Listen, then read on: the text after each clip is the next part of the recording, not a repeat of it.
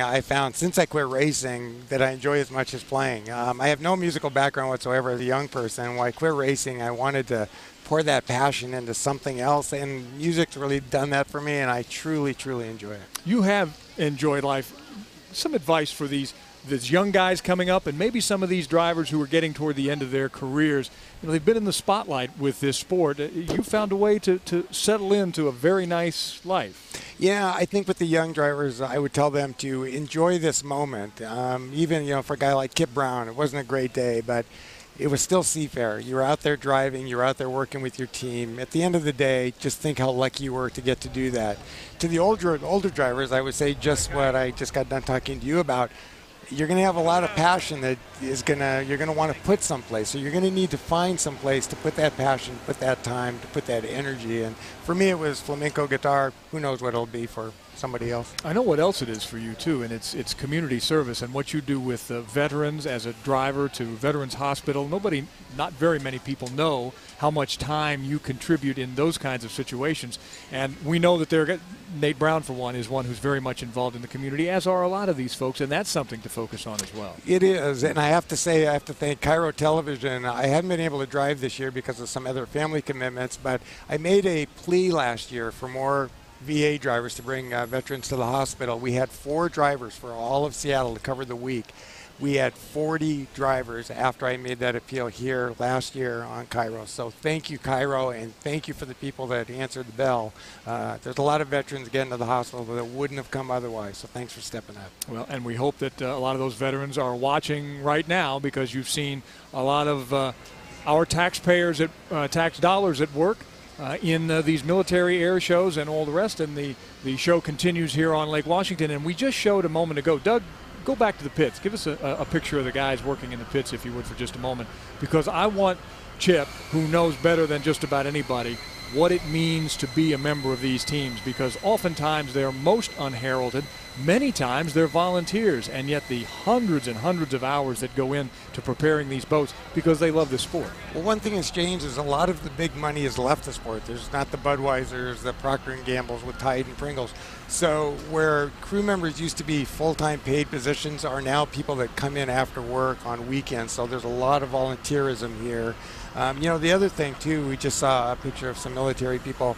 This is being streamed worldwide, so it's kind of thrilling to think that there might be some soldiers from maybe our Stryker Brigade that are in Afghanistan or in Iraq who grew up with Seafair, and now they're sitting there in harm's way, but they still get to see Seafair on their computer. So we're glad that we can stream it to you, and thank you so much for your service, because, as you know, if it wasn't for them, we wouldn't be here just having a great time. No, that's a good point, too. Worldwide on KairoTV.com, and, of course, right here on Kairo 7 and on 950 KJR Radio, as a matter of fact. Thanks to all of those folks there. Mike Gastineau, our good friend, is kind of doing what we're doing between the races, and then as soon as race time rolls around, they pick up our broadcast with Chip and Mike and Pat O'Day.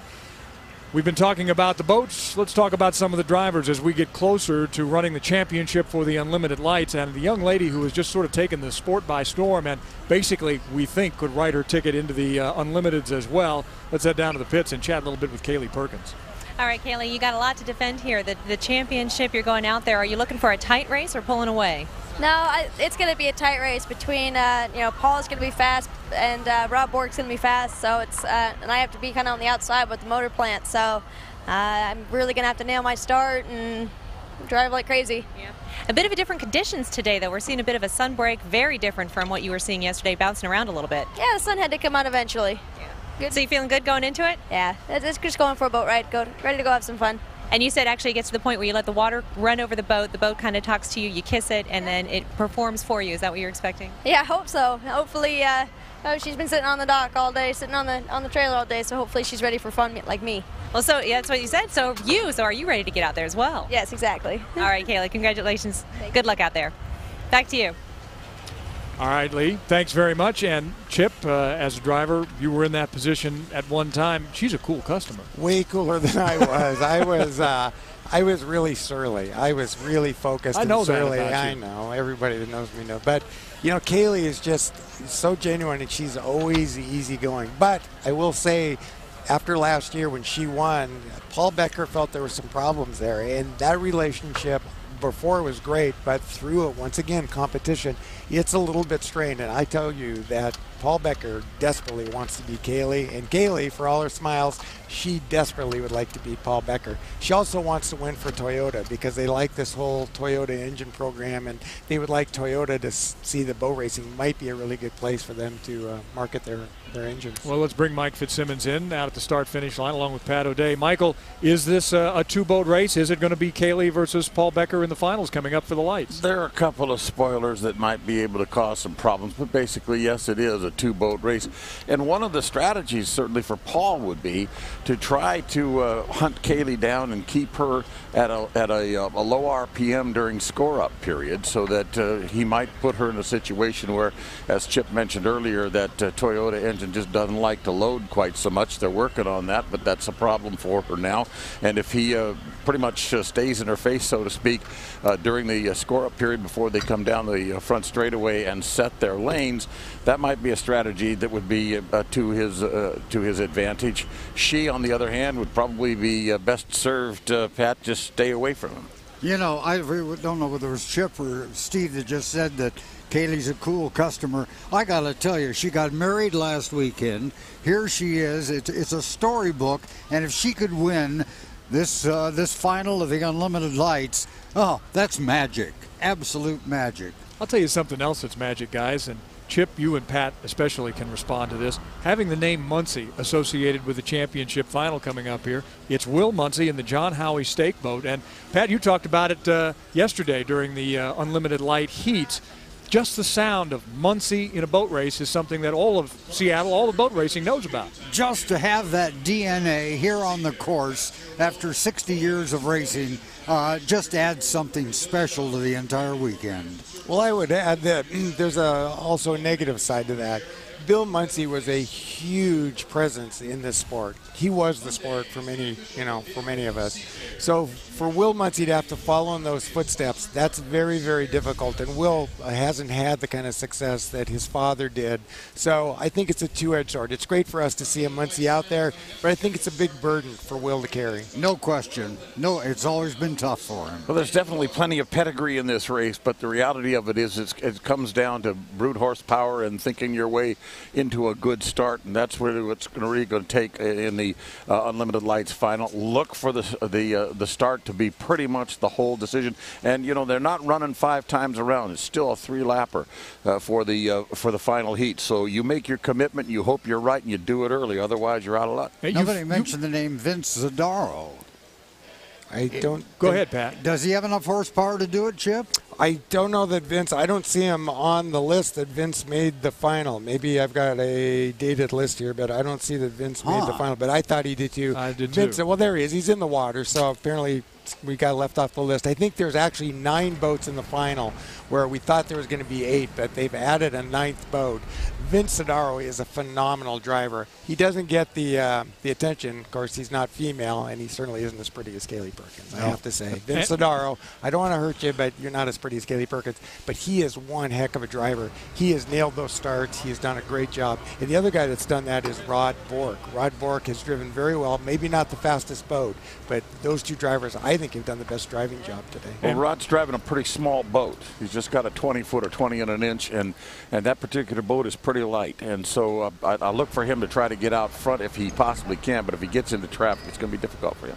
Remind us again, in the Unlimited Lights Championship, they still have to fight for lanes, right? They still have to fight for lanes. That fight takes place on the other side of the race course where we're used to seeing the Unlimited fight. So at 1 minute and 45 seconds before the start, they establish their lanes at the start line. They hold those lanes all the way around to the start, but they are fighting for their lane. Now, Kaylee, I just want to go back and on top of something Pat said. Kaylee's motor is a NASCAR motor. That motor is meant to be going 200 miles an hour, and it's got a transmission to leave the pits. She can't slow that motor down very much, so that makes it harder for her to go slow and sneak in and get the inside, because then when she goes to get after the power, it's not there. The motor isn't designed for that yet. But Toyota will work on that and make that adaptation. All right, well, that's Kaylee, and she is the defending champion here in the Unlimited Lights. Now let's talk about the Unlimited boats, because we've got that championship race coming up here just a little bit later as well. And we're talking Steve David. We're talking certainly Dave Michael Villwock, Kelly. J. Michael Kelly. There's a whole list of suspects, if you will, here that perhaps can win this race. Yeah, and I think based on what happened in that second heat, this final could be way different than we thought coming into today. I think we thought it was going to for sure be a two-boat race. Steve David has flipped things on its head by nobody thought he was going to do well enough to get the inside. Steve David will be going into the final today on the inside lane. That's bad news for Dave Villwock. Dave Villwock's going to have a lot of speed at the line, and he's going to he can't make mistakes. I think he's got enough boat to overpower Steve David from the outside. He did it last week in Tri-Cities. But J. Michael Kelly, a number of them, I think could, if they're slow at the start, the other guys are slow at the start, could still win this race. So it's going to be an exciting final. Well, let's hear from Dave Villwock right now as they get set, as his team is preparing his boat. Let's head down to the pits and Chris Francis. Steve, I heard all of that analysis from Chip, and I'm with Dave Villwock, and it's the end, close to the end of a long day. I know you're excited to get going. What about running outside of Steve David? I don't know. What did Chip say? Chip said you can't make mistakes, and it's going to be tough to catch him. Well, as Chip knows, I've won here from lane 2 a number of times, so we're just going to make another good start and run it up there as hard as we possibly can and see if we can get this cutter boat out front. I think a lot of us were surprised by the fact that there are so many others that were winning heats and just running very competitively. It wasn't a two-horse race all weekend here. Yeah, well, the boats are all competitive, and with, you know, the lane deals and people being able to run inside and outside, people are learning how to do that better and better, and so it's been a good show. I mentioned when you came out the last heat you were going to make some even more adjustments. I'm sure you did. What we were looking at there? Yeah, change the motor, change the propeller, you know, so, you know, got our biggest, heaviest bat. We're going to go out and swing as hard as we can. Defending champ with the biggest bat he can swing. Back to you guys. Chris Francis, thanks. Thanks to Dave Villwock. He can now kind of go get his mind set for what he has to do. And the lights drivers, actually most of them in their craft, ready to go racing. And we are as well. Stand by, because when we come back, it is time to head back to the water and racing the Lights Championship from the Albert Lee Cup at Seafair.